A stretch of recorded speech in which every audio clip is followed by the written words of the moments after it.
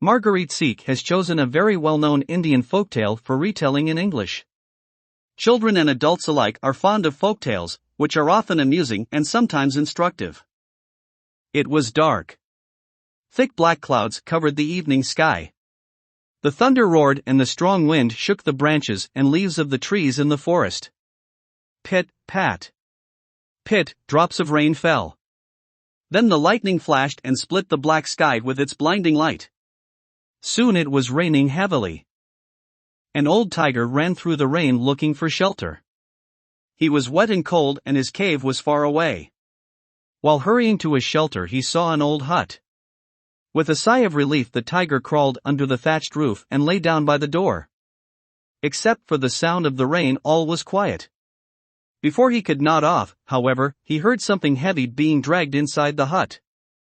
This was followed by the voice of a woman. "Oh, how terrible this leak is," she complained. "How terrible.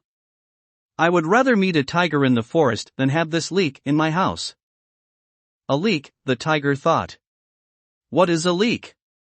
It must be very dangerous and strong or the woman would not be more frightened of the leak than of me. Am I not rightly called the king of the forest? Aren't they all afraid of me? I wonder what a leak looks like. Soon afterwards the tired tiger fell asleep. He was suddenly awakened by an angry voice shouting in his ear. He felt heavy blows fall upon his head and shoulders. "You horrible beast," a voice screamed angrily. "How dare you run away?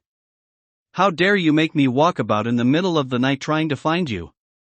Be careful, one of these days I'll kill you. Now, go home." The old tiger shivered.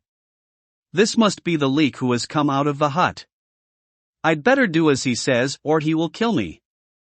So the tiger allowed himself to be bound around the neck with a thick rope. The mysterious creature then climbed onto the tiger's back and pulled at the rope. "Come on, head for home," shouted the voice. The tiger felt a sharp kick on his side. The tiger was terrified and he ran through the dark forest. The creature pulled hard on the rope to tell him which way to go. At the same time it scolded, cursed, and kicked the poor tiger. Soon they stopped in front of a small hut on the edge of the thick forest. The creature climbed down from the tiger's back and bound him with an iron chain to a nearby tree.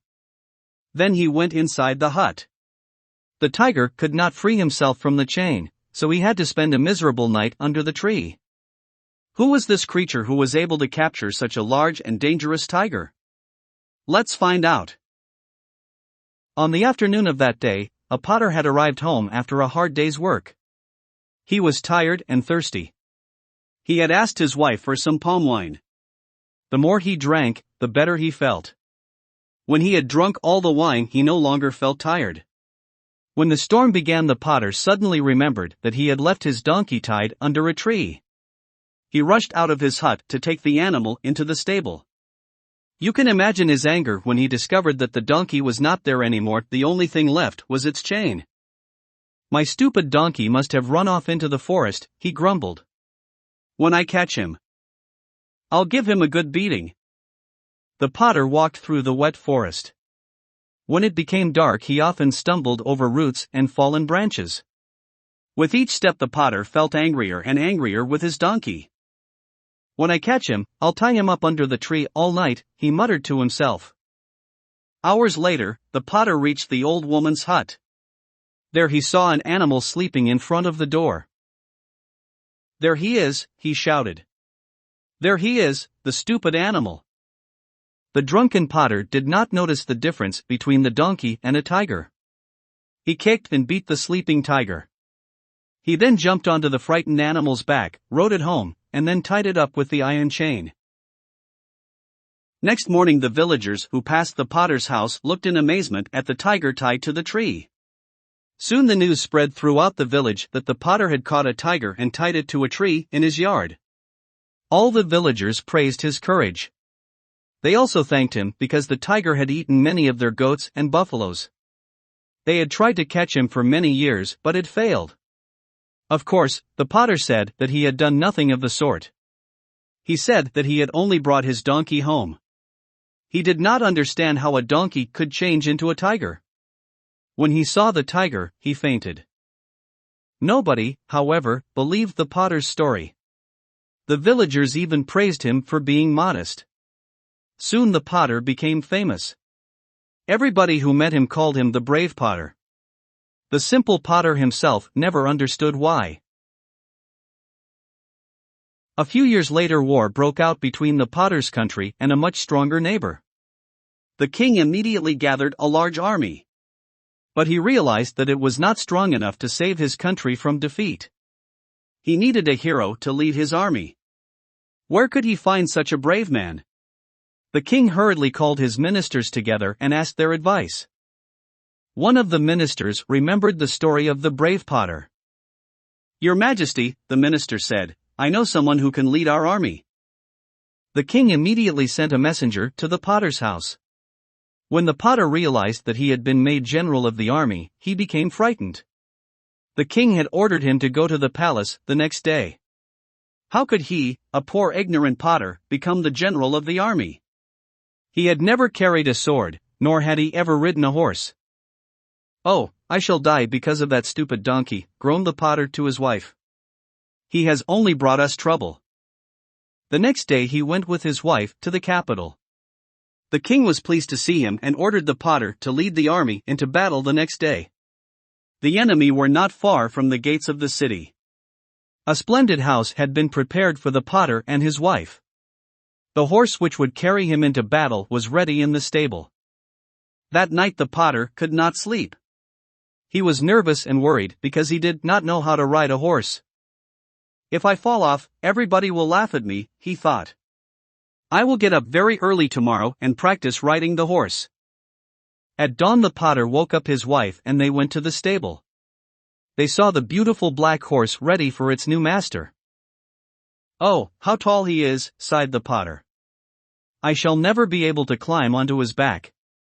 "Put this bench beside him," said his wife, "and use it as a step." Even with the help of the bench the potter had much difficulty climbing onto the horse's back.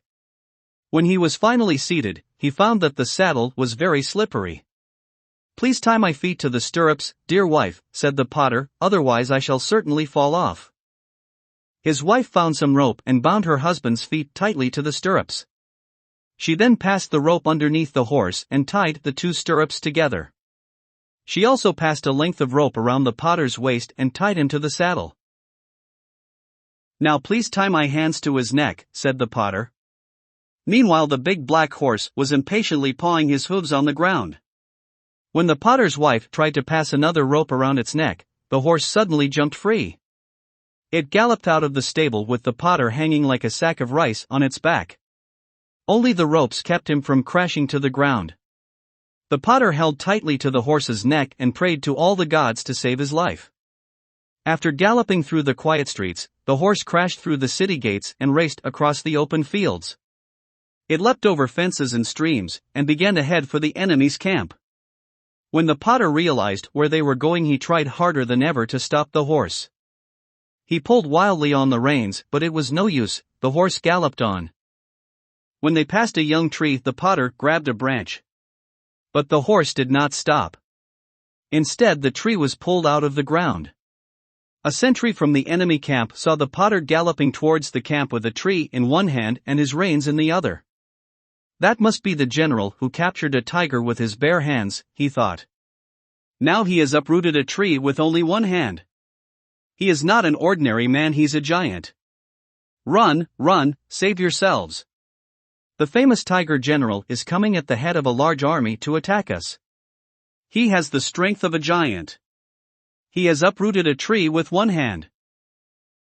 The frightened soldiers fled. Their king was left by himself in his tent. Hurriedly he wrote a letter begging for peace and apologizing for attacking the country. He left this letter in the tent. Then he jumped on his horse and followed his soldiers. When the potter's black horse reached the deserted camp it stopped. With shaking hands the potter untied his feet and fell to the ground. When he looked around he was surprised to find the camp empty. He looked in the king's tent and found the letter. The puzzled potter walked back to the city with the letter in his pocket. He went to his wife and gave her the letter. "Dear wife," he said, never in my life will I ride a horse again. Please take this letter to our king and tell him that the enemy has run away. I am going to bed." His wife ran towards the palace with the letter. When the king read the letter, he was full of praise for his new general. He asked the potter's wife where her husband was. "My husband is tired, Your Majesty." "The servants have put him to bed," answered the wife respectfully. "Let him rest today. Tell him to come tomorrow to receive his reward," the king said. Next morning the potter went to the king's palace. He left the black horse in the stable and walked to the palace with his wife. The streets were filled with cheering crowds. They had all heard about his brave action. "Look how humble he is," they said to each other. "Any other man would ride to the palace on a horse, but he is walking like an ordinary man. He's truly a humble and brave man." The king rewarded the potter so well that he did not need to work again. The country was peaceful for the rest of his life and the potter never rode a horse again.